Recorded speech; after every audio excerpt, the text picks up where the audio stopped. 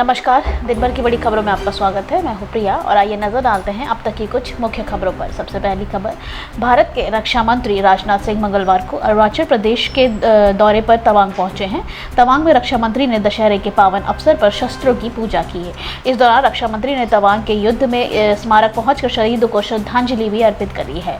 साथ ही रक्षा मंत्री ने अरुणाचल प्रदेश में बमला बॉर्डर से सीमा के उस पार मौजूद चीन की चौकियों का भी विश्लेषण किया है। इस दौरान सैन्य अधिकारियों ने रक्षा मंत्री राजनाथ सिंह को सीमा पर मौजूदा हालात की भी जानकारी दी। रक्षा मंत्री राजनाथ सिंह ने तवांग में 1962 युद्ध में नायक शहीद सूबेदार जोगिंदर सिंह के स्मारक पर पहुंचकर भी उन्हें श्रद्धा सुमन अर्पित किए हैं।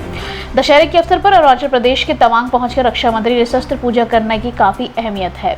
बता दें कि भारत और चीन के बीच बीते काफी समय से सीमा पर विवाद चल रहा है और दोनों देशों की सेनाएं आमने सामने तैनात रहती हैं। चीन अरुणाचल प्रदेश के अपना हिस्सा बताते हैं, वहीं भारत द्वारा लगातार चीन के इस दावे को खारिज किया जाता रहा है। खासकर तवांग पर चीन को ज्यादा फोकस है। चीन के विदेश मंत्री ने बीते साल भारत के साथ तवांग को लेकर बातचीत करने की पेशकश भी की थी, लेकिन भारत की तरफ से चीन को दो टूक कह दिया गया था कि भारत तवांग में किसी भी तरह की कोई समझौता नहीं करेगा। दरअसल तवांग और यांगचिंग तिब्बती बौद्ध धर्म के लिए बेहद अहम है।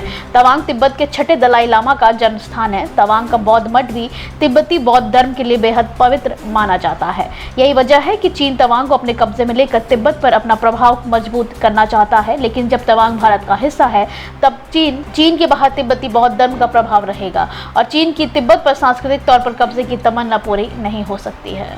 अगली खबर, देश के पूर्वोत्तर राज्य मणिपुर में फैली हिंसा के आग थमने का नाम नहीं ले रही है। सीमावर्ती इलाकों में अतिरिक्त कमांडो की तैनाती की गई है और इंटरनेट सेवा अभी तक बैन है। इस बीच राष्ट्रीय स्वयंसेवक संघ के चीफ मोहन भागवत का अहम बयान सामने आया है, जिसमें उन्होंने सवाल करते हुए कहा है कि मणिपुर जैसे शांत राज्य में यह हिंसा की आग फैलाई किसने।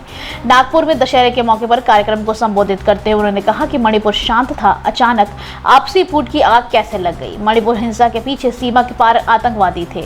मैतेई और कुकी समाज को किसने एक दूसरे के सामने खड़ा किया। सीमावर्ती क्षेत्र है, वहां झगड़ा हो, इसका किसको फायदा होगा। मणिपुर में झगड़ा निर्माण करने वाली बाहरी ताकत है क्या।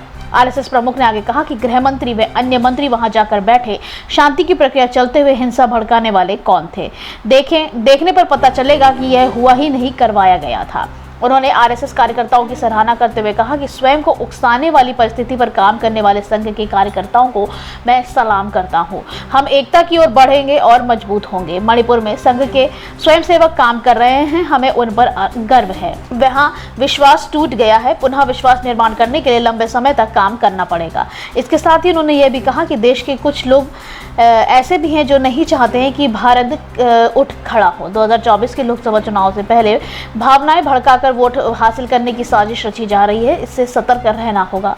उन्होंने कहा कि समाज की स्थायी एकता अपनेपन से चलती है।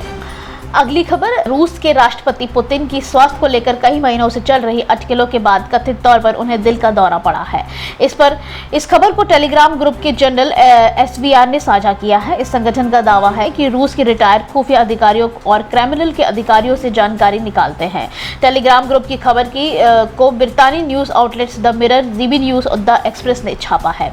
खबर के मुताबिक पुतिन को रविवार की रात करीब 9:05 पर अपने बेडरूम के फर्श पर खाने पीने की चीजों के साथ गिरा हुआ पाया गया था। जब उनके सुरक्षाकर्मियों ने शोर और राष्ट्रपति की फर्श से टकराने की आवाज सुनी तो वे कमरे में पहुंचे। जनरल एसवीआर टेलीग्राम ग्रुप ने लिखा है कि संभव है कि राष्ट्रपति पुतिन गिरे तो मेज पर रखे बर्तनों पर उनका हाथ लगा होगा और उसी से शोर को सुनकर सुरक्षा अधिकारी कमरे में आए थे। टेलीग्राम ग्रुप ने आगे लिखा कि जब पुतिन फर्श पर गिरे हुए थे तो उनकी आंखें पलटी हुई थी। जनरल एसवीआर के मुताबिक बगल के कमरे में राष्ट्रपति पुतिन के डॉक्टर को बुलाया गया। तत्काल उपचार मिलने के बाद पुतिन को होश में आए हैं।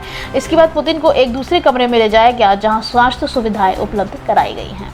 अगली खबर, देश में आज विजयदशमी का त्यौहार धूमधाम से मनाया जा रहा है। इस मौके पर प्रधानमंत्री नरेंद्र मोदी देशवासियों को दशहरे की शुभकामनाएं दी हैं। सोशल मीडिया प्लेटफॉर्म एक्स पर उन्होंने लिखा कि देश भर में मेरे परिवारजनों को विजयदशमी की हार्दिक शुभकामनाएं। ये पावन पर्व नकारात्मक शक्तियों के अंत के साथ ही जीवन में अच्छाइयों को अपने संदेश लेकर आता है। इसके साथ ही गृह मंत्री अमित शाह ने भी देशवासियों को दशहरे की शुभकामनाएं देते हुए कहा कि समस्त देशवासियों को विजयदशमी की हार्दिक शुभकामनाएं। अधर्म का अहंकार अंधकार चाहे जितना भी घना क्यों न हो, सत्य के आधार पर धर्म के उजाले की विजय शाश्वत है। पाप पर पुण्य की विजय का प्रतीक विजयदशमी हमें सदैव विवेक और सत्य के मार्ग पर चलने की प्रेरणा व शिक्षा देने वाला पर्व है। प्रभु श्री राम सभी का कल्याण करे। जय श्री राम। देश भर में आज दशहरे का त्यौहार मनाया जा रहा है, जिसमें बुराई पर अच्छाई की जीत के प्रतीक के रूप में रावण का पुतला जलाया जाता है। उधर राष्ट्रीय स्वयंसेवक संघ RSS आज नागपुर में हर साल बनाए जाने वाले विजयदशमी उत्सव का आयोजन करेंगे। एक प्रेस रिलीज में कहा गया है कि पारंपरिक दशहरा सभा को RSS प्रमुख मोहन भागवत रेशमी बाग मैदान में संबोधित करेंगे, जो संगठन के कार्यक्रम कैलेंडर का एक अभिन्न अंग है। अगली खबर, झारखंड के देवघर में एक दर्दनाक हादसा हो गया है, जिसमें एक ही परिवार के 5 लोगों की मौत हो गई है। घटना चित्रा थाना क्षेत्र के सिकटिया बैराज कैनाल की है। सिकटिया अजय बनाल में सुबह एक बोलेरो गाड़ी के गिर जाने से एक ही परिवार के 5 सदस्यों की मौत हो गई। यह सभी चित्रा से गिरिडीह जा रहे थे। मरने वालों में पति पत्नी, एक दुधमुहा बच्चा, 1 साल का बच्चा और एक युवक शामिल है। जानकारी के मुताबिक ये सभी चित्रा थाना क्षेत्र के आसनसोला गाँव के डिरी जिला के बासडीह जा रहे थे। इस दौरान चालक का गाड़ी पर से संतुलन बिगड़ गया और बोलेरो सड़क किनारे रेलिंग तोड़ते हुए बैराज के पास स्थित कैनाल के गहरे पानी में जा गिरी। वहीं इस हादसे में के बारे में जब तक लोगों को पता चलता और इन्हें बाहर निकाला जाता, तब तक सभी की मौत हो चुकी थी। बताया जा रहा है कि मंगलवार की सुबह वह गिरिडीह के लिए निकले थे। आशंका जताई जा रही है कि वाहन अनियंत्रित होकर नहर में जा गिरा और उसका दरवाजा वहीं खुल सका। जब सुबह सुबह ग्रामीणों की नजर पड़ी, तब उन्होंने बाहर निकाला गया। इस दौरान मौके पर लोगों की भीड़ इकट्ठा हो गई थी। घटना की जानकारी मिलते ही चित्रा थाना प्रभारी राजीव कुमार सदल बल घटनास्थल पर पहुंचे। फिर बैराज की गाड़ी को बाहर निकाला गया।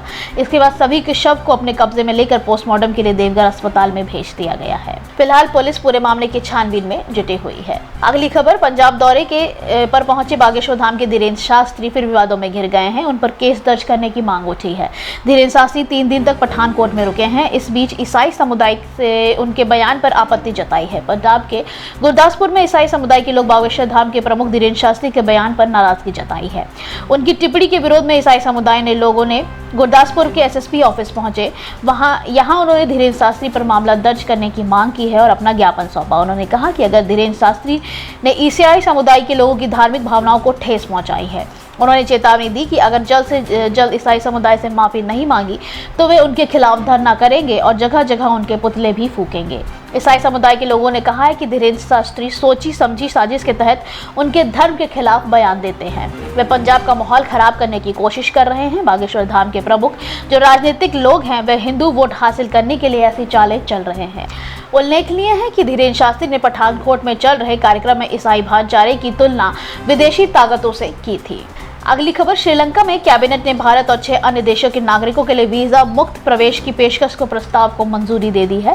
पर्यटन मंत्री हरीन फर्नांडो ने यह जानकारी दी। समाचार एजेंसी सेहुआ की रिपोर्ट के अनुसार मंत्री ने कहा है कि कैबिनेट में पायलट प्रोजेक्ट के रूप में 31 मार्च 2024 तक भारत, चीन, रूस, मलेशिया, जापान, इंडोनेशिया और थाईलैंड के यात्रियों के लिए वीजा मुक्त प्रवेश को मंजूरी दे दी है।